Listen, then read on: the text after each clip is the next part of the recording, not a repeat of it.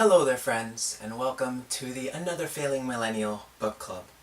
In today's episode, we will be reading a short snippet from the book The Slight Edge, by Jeff Olson, Secret to a Successful Life.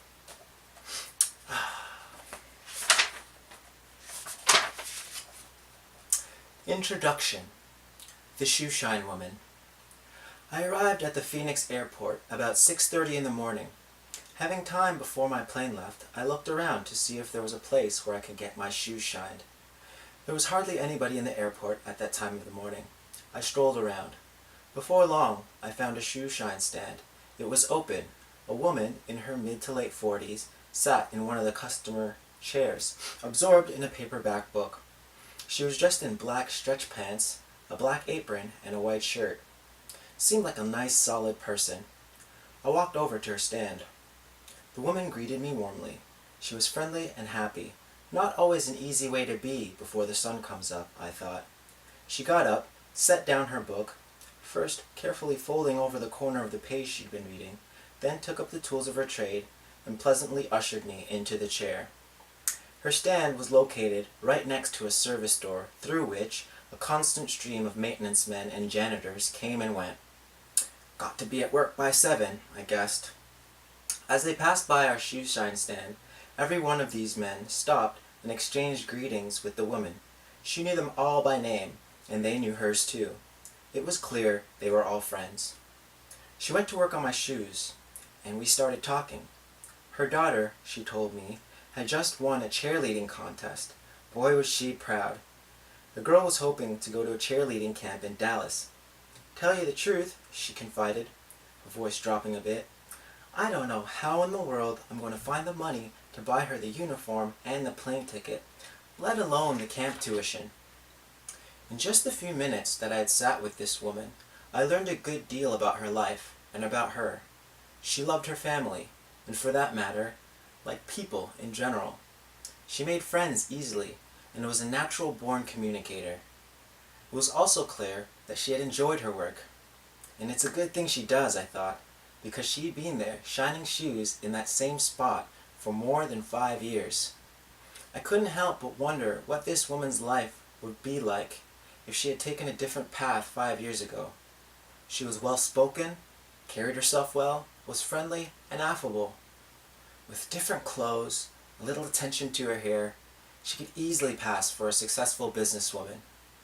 I noticed the book she had been reading.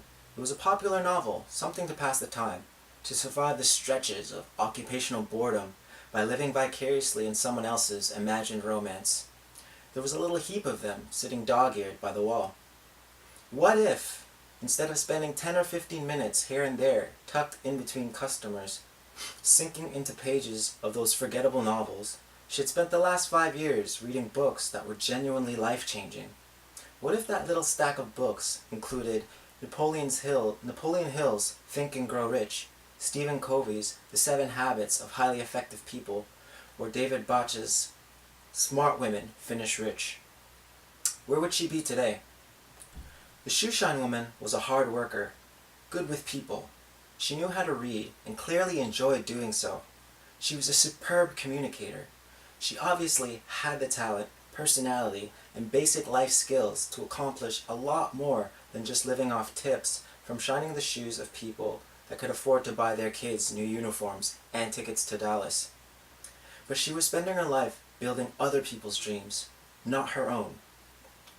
Your income tends to equal the average of the incomes of your 5 best friends, I mused.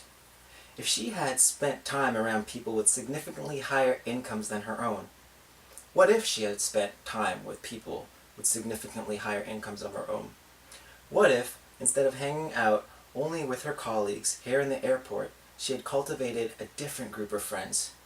What if she'd been associated with powerful people, successful people, mentors, movers, shakers, leaders? She could easily have done this. She's a terrific conversationalist. If she had, where would she be today? I'm not making a value judgment on modest incomes or simple occupations. There are people who work the humblest of jobs, yet live rich in relationships and joy. just as there are extremely wealthy people who are also extremely unhappy. And I'm not criticizing popular novels, but it was clear that this woman was struggling, and as we sat there talking, I'd have bet anything that she wanted more out of life. It was clear that she wanted to give her daughter the uniform and the Dallas trip, things she couldn't afford in the life she was living. And it was clear that it was so much on her mind she confided her worries to a complete stranger within 5 minutes of meeting him. She wanted more. It was plain to see. Why didn't she have it? She's industrious, motivated, and smart. She reads, she listens, she's sharp. Where would she be today if she'd set foot on a different path a year ago, 5 years ago? You can bet she wouldn't be shining my shoes. Managing a chain of shoe shine stands is more like it. Would she be having any trouble sending her daughter to Dallas? I bet she'd have sponsored the whole team, and be going with them too.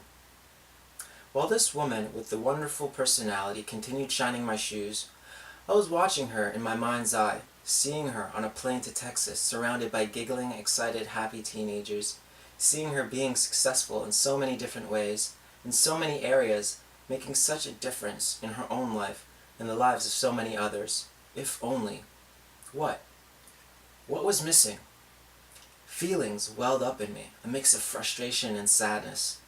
I felt for a moment as if I was going to cry, and I wondered, why are you so moved by all this? You've seen this before 100 times. Why are you so affected by it all? One reason I knew was that it reminded me of another character I had observed before. Nice, like the shoeshine woman, a good person, just not succeeding in life.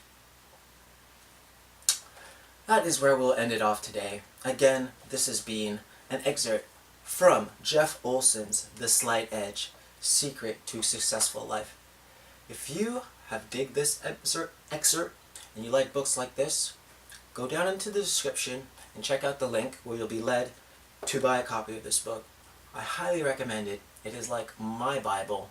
I'll definitely be reading more of it because it's good food for thought. Some questions you might want to ask yourself are you happy with where you are right now?